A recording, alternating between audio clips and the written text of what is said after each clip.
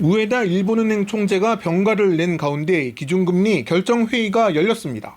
참석자 8명 가운데 7명이 0.25%포인트 인상에 찬성해 기준금리가 31년 만에 최고 수준인 1%대에 진입했습니다. 중동발 원가 상승 부담으로 소비자 물가 상승률이 목표치인 2%를 웃돌 것으로 예상된 가운데 나온 결정입니다. 最近の企業間取引の価格転嫁のスピード、それから中長期的な予想物価上昇率、これは継続的にですけれども上昇してきていること。 일본 증시는 장중 사상 처음으로 7만 선을 넘기도 했습니다. 시장에선 이번 금리 인상이 이른바 엔캐리 트레이드 자금에 미칠 영향도 주목하고 있습니다. 싼 엔화를 빌려서 해외 자산에 투자했던 건데 이거를 이제는 금리가 높아지다 보니까 갚아야 돼요. 투자자들은 네. 더 오르기 전에. 하지만 2년 전 금리 인상 때와 달리 이번에는 글로벌 금융시장에 큰 혼란은 없을 거란 전망이 많습니다. 일본 기준금리가 여전히 미국과 유럽 등 다른 나라들보다 낮고 금리 인상 기조가 수개월 전부터 이미 예고됐기 때문입니다. 현지 시간 17일 열리는 미국 연방준비제도 회의에선 기준금리 동결 가능성이 높지만 한국은행은 다음 달 기준금리를 인상할 가능성이 큰 것으로 분석됩니다. 도쿄에서 KBS 뉴스 황진우입니다. 일본에는 이 종전 합의가 마이너스 요인인가 싶은 부분이 30년 가까이 지금 초저금리를 유지해온 일본이 오늘 1%대까지 우리랑 비교하면 안 될 것 같아요. 일본 기준에서는 1%까지 이제 기준금리를 올려서 이게 31년 만에 최고 수준이 됐다. 이 배경은 뭔가요? 그렇죠. 1995년이 1%였거든요. 네. 그때 이후로 가장 높은. 이게 무슨 상징이 있냐면요. 1980년대는 이제 일본 경제가 그야말로 전 세계를 제패를 했었다가 버블이 터지고 90년 초반 그러다가 94년, 95년을 기점으로 잃어버린 35년에 들어가면서 일본이 초저금리 시대를 빠지잖아요. 예. 초저금리 시대 빠지기 직전에 기준금리, 정책금리가 1%를 지금 일본이 오늘 회복을 한 거니까 잃어버린 35년을 극복했다. 이런 평가도 함께 나오고 있는데요. 네. 왜 일본은 저렇게 금리를 인상하느냐? 물가 상승률이 일단 높아요. 지금 2% 넘었다가 낮았다가 넘었다가 낮았다 하는데 올해만 놓고 보면 일본의 물가가 2%입니다. 그러니까 일본이 저물가 이거 다 옛날 얘기고요. 일본 경제는 상당수 화랑이 나오면서 특히 이제 취업이 잘 돼요. 네. 그러면서 임금 상승률이 상당히 높습니다.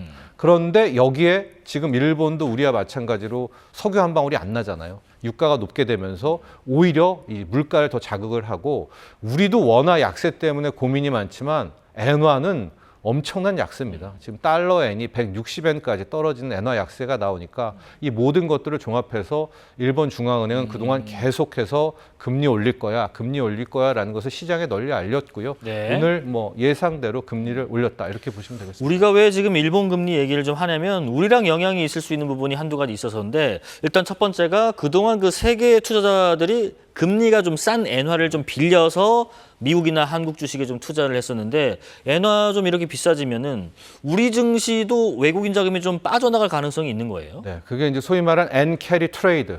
싼 엔화를 빌려서 트레이드를 하는 건데 예. 그게 일본이 금리를 올리면 청산하는 거 아니냐. 엔 캐리 트레이드의 청산 우려인데요. 2년 전이었습니다. 2024년 그때 당시에 일본이 공격적으로 금리, 그러니까 예상 밖에 올리면서 예. 하루에 주식시장이 8% 정도 폭락하면서 난리가 한번 났었죠. 네. 그런데 이 금융시장이라는 거를 놓고 보면은요, 아무리 기쁜 소식도 미리 여러 차례 그 소식을 다 알리잖아요. 그러면은 나오면 안 기뻐합니다. 또 나쁜 재료도 이미 몇 개월 전부터 계속 얘기하면 실상 그 나쁜 일이 벌어져도 전혀 반응을 안 하거든요. 이 일본이 오히려 오늘 금리 올린다라는 거는 세계 채권 시장, 채권 전문가 99%가 그냥 다 확신하고 있는 일이기 네네. 때문에 오늘 금리 올리는 거에 따라서 엔캐리 트레이드 청산, 이미 청산할 것들은 다 리밸런싱을 끝난 상태다라고 보고 있고요. 네. 아예 지금 BOJ, 일본 중앙은행은 1.25, 1.5%까지도 금리를 올릴 수 있다. 이런 전망도 나오거든요.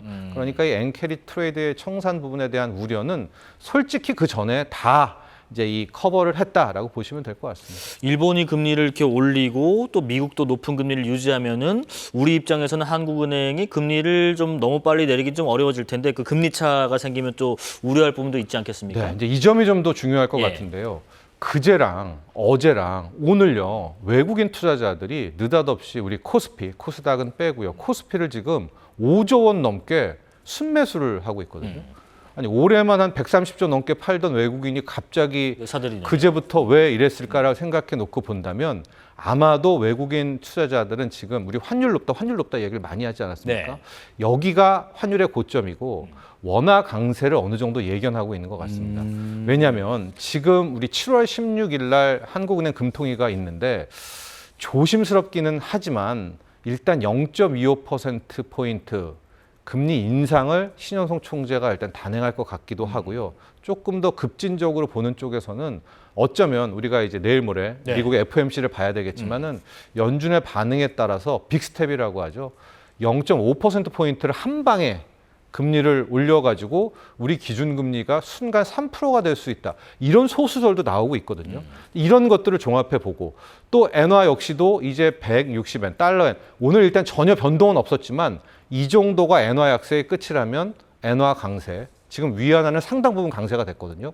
그렇다면 원화 강세의 시작점을 보고 외국인들이 들어오는 것은 아닌가라고 보고 있습니다. 네. 그런 걸 본다면 일단 우리 한국은행 같은 경우에는 상당한 긴축, 즉 금리 인상의 시작이 아마 7월부터 될 것으로 보여지고 있어서 이렇게 되면 이제 시중의 대출 금리라든가 뭐 부동산 자금이라든가 이쪽에 대한 상당히 우려가 될 수 있는 것 아니겠습니까? 네. 이제 우리 한국은행의 금리 인상을 대비할 때다 이렇게 보시면 되겠습니다. 아까 그 말씀하신 미 FOMC 기준금리 바뀔 가능성은 좀 높은 편인가요?